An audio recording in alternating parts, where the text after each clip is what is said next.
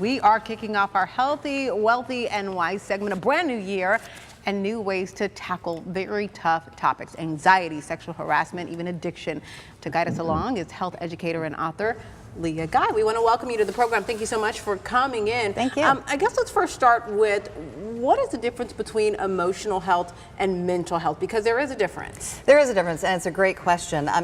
Mental health has been getting a lot of press, which not just press, but a lot of attention in the health sector, which is fabulous because it's much needed.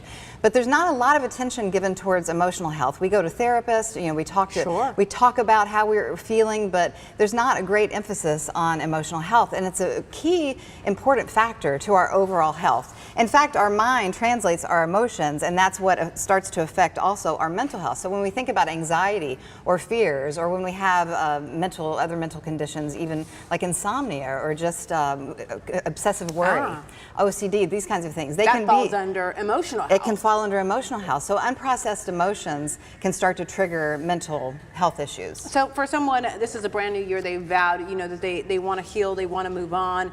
Maybe they're getting advice from somebody, but the worst advice you can give to somebody apparently is letting go. Let go. Get over it. Everyone says it. Everyone says, just let go. I'm letting go. And it sounds like a really easy thing to do, but it's actually kind of impossible. We are connected to all things. A lot of people believe this idea that all things are one, essentially. And even if you don't believe that, we can't just carve out and cut out pieces of our experience that we don't like.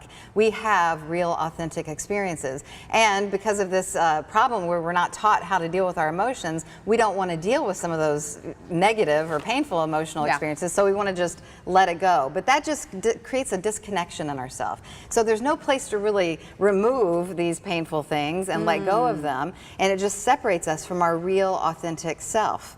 So it's not really a healthy for our mind or our So you've got to validate it and then deal with it. Right, and process it. For somebody maybe who is experiencing some sort of trauma, being rape or a workplace event, how do you thrive in a successful relationship when you begin that healing process? Well, in my book, The Fearless Path, this is it's not a step-by-step, but there's 7 chapters that deal with major traumas or painful experiences. And I talk about, to find the courage to heal, to move on, we have to have access to our deeper center. And so that's what emotional work is about. That's what doing self-work is about. That's what processing and our self-growth. We're running out of time, but I've got to mention, you're on a cross-country road trip. You are taking a van just on your journey, and people can spot this van right away. They can, yes. There's inspirational words around the top. There's a Modern Sage logo on the side. It's just an inspirational movement. All right, love that. Well, we love that you're spreading that message of hope and healing. You have an event tomorrow in West Palm Beach. I do. People can go, is it to your website to learn more? You can go to leahguy.com or modernsage.com. All right, we love that. Leah, thank you so much for joining us. We appreciate it.